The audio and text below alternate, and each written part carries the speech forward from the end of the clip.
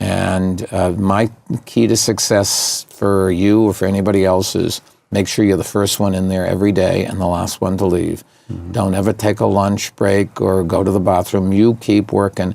You never know when that opportunity is going to come along. And at Salomon Brothers, the managing partner of the company, Bill Salomon, was the second person in. I was the only other one in the big trading room. So if he needed to borrow a match, in those days people smoked cigars, and if he wanted to ask something about a newspaper or a stock, he came over, and so we became buddies. I would never have gotten to talk to the managing partner of a big company on a first-name basis if it wasn't for the fact that the two of us are there. Billy, I'm getting coffee. Would you like some? And I can bring, that. And at the end of the day, the number two guy, John Goodfriend, he was the last one to leave, except for me. And we'd share a cab going uptown or take the subway train going uptown together. And, every opportunity I ever had, it was, I think, a lot of them was because I was there at the time. And that's the one thing you can control. You can't control your luck, but the harder you work, the luckier you get. You can't control that you're the smartest guy. There'll always be somebody smarter. But if you're there, then you absorb things, you put things together in ways that if you didn't have all that experience, it's like skiing. I've said, reading a book on skiing doesn't teach you how to ski. Yeah. You got to go and you got to ski and get lots of miles under your skis. And incidentally, if you don't fall, you're not skiing hard enough and you're not learning anything. So if your career has ups and downs, I got fired, didn't turn out so bad. But, you can start a little business and maybe it doesn't work. And after a while, you got to be smart enough to say, hey, I tried it. Don't let your ego get in the way. I can't keep doing this. I've got to earn a living. But, a year from now, I'm going to come up with a better idea and then I'll go back and do it again. And have that drive to look at the bright side. And with the exception of, there's never been a day that I haven't looked forward to going into work. Even the days I knew I was going to get beaten up, even the day I knew I was going to get fired. I'd never been fired before. I wonder what it's like. Mm-hmm. Okay, let's go find out. Yeah. And I've never looked back. I find it fascinating. People spend, and we're doing this in this country, we're spending all our time trying to blame people and figure out why we got to where we are now, rather than focusing on how you get out of where we are now and make it better. And successful people look to the future, and unsuccessful people look to the back. Been able to benefit from, the semiconductor boom, and then software, and now internet and mobile.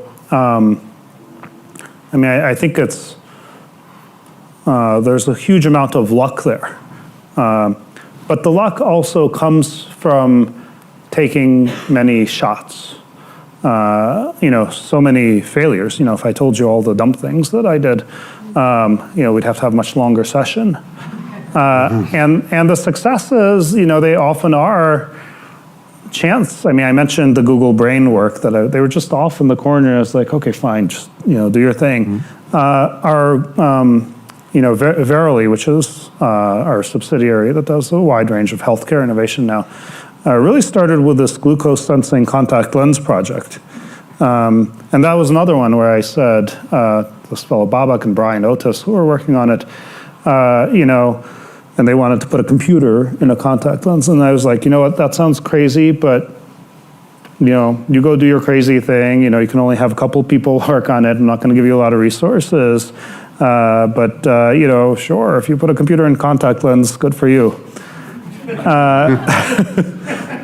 And yet here they are, a few years later, and they're, running, they're doing serious studies now. They have a big partnership with Novartis and Alcon, and they are, hopefully going to bring those to market alongside with a bunch of other projects that has spawned. And I didn't know anything about that, and I never would have predicted or guessed that. I think we're just lucky to have the environment that tolerates, making lots of risky bets and tolerating the failures that inevitably result. I made the mistake in my life of studying people that appeared to be successful. A lot of people are like that. They appeared to be successful. Today in the times that we live in, you can go on Instagram and it looks like everybody owns a Ferrari, everybody has a Rolls Royce, everybody looks like they're having the best day of their life. That's not studying, that's watching. I want to study people Or even at conferences, you can go to a conference and watch somebody on stage, and he or she could present to like they're so successful, but if you really get behind the scenes, you'll find out there is no success there. It's just a lot of talking. And so I would just strongly suggest to people to pick a handful of people and make sure those people are actually doing, not just saying.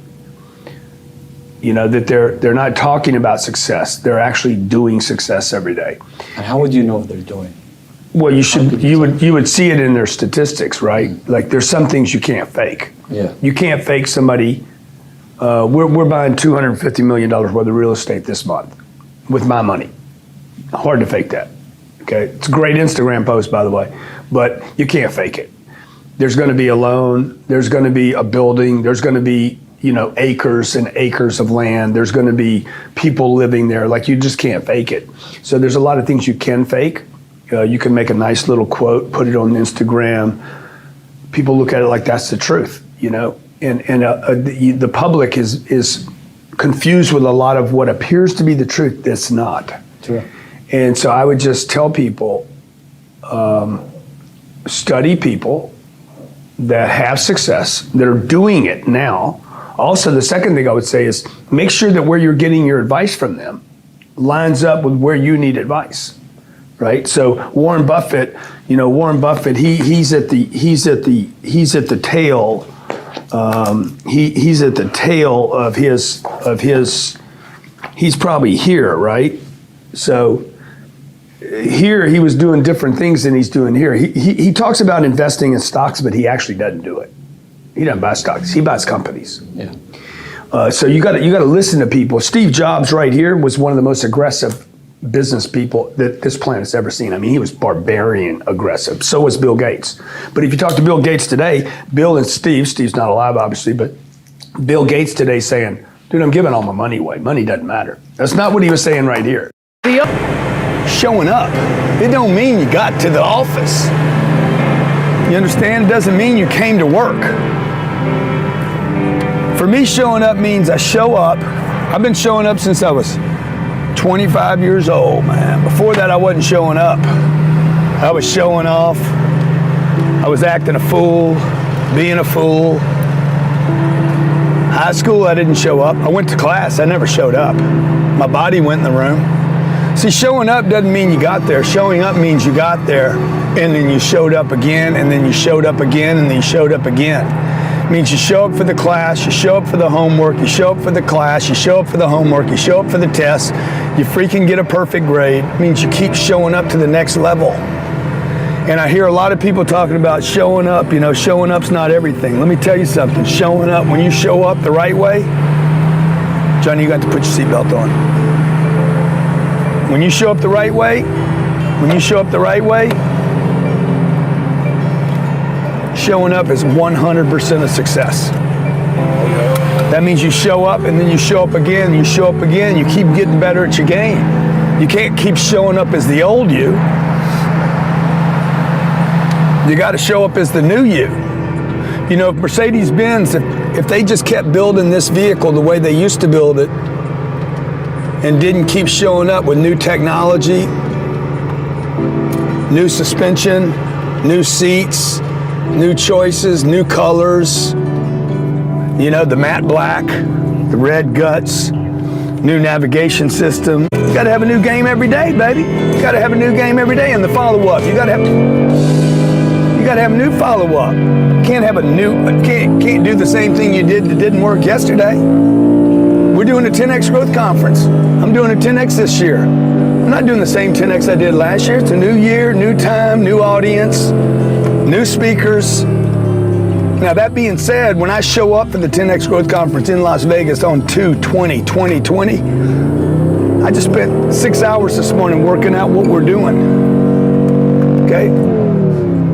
I'm not going to show up the way I did last year, jumping out of a damn plane. I'm going to show up in a different way.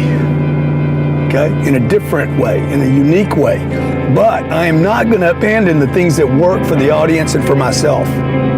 So you got to find this really, really cool mixture between repeating what works and showing up as a new person all the time.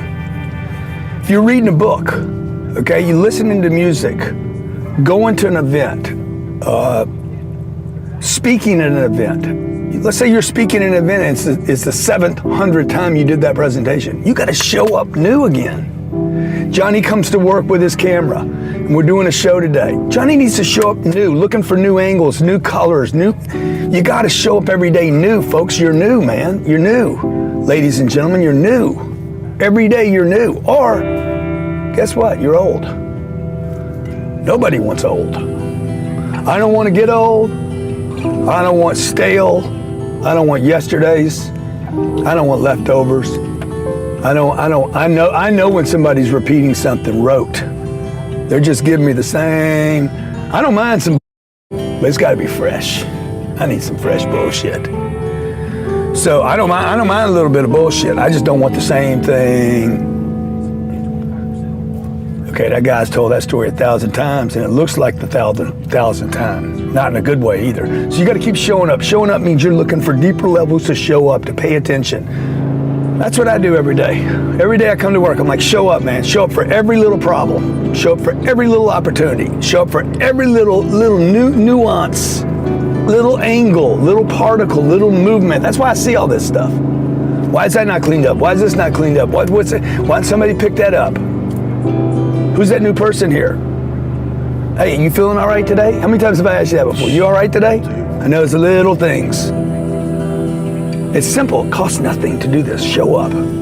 It costs you nothing. It makes all the difference. And it makes all the difference, man, showing up. You'll see things that no one else sees. And you know, the good news is anybody can do this. You just got to make a commitment to show up. He had a ranch in South Texas, and I would spend my summers there from age 4 to 16. And when I was 4, they were taking me for the summer to kind of give my parents a break.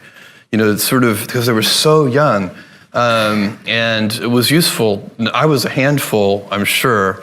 And anyway, he created the illusion for me when I was 4 years old that I was helping him on the ranch, which of course could not have been true, but I believed it. And then by the time I was 16, of course, I was actually helping on the ranch. I can fix prolapsed cattle. We did all of our own veterinary work. Some of the cattle even survived. And we fixed windmills and laid, water pipelines and built fences and barns and fixed the bulldozer that you guys talked about. And so one of the things that's so interesting about that lifestyle and about my grandfather is he did everything himself. He didn't call a vet if one of the animals was sick. He figured out what to do himself. And so what does it mean? No delegation? Being resourceful, I think, is if there's a problem, there's a solution. And of course, as you mature and get into the business world and anything you do on a team, you very quickly realize that it's not about just your own resourcefulness, it's about team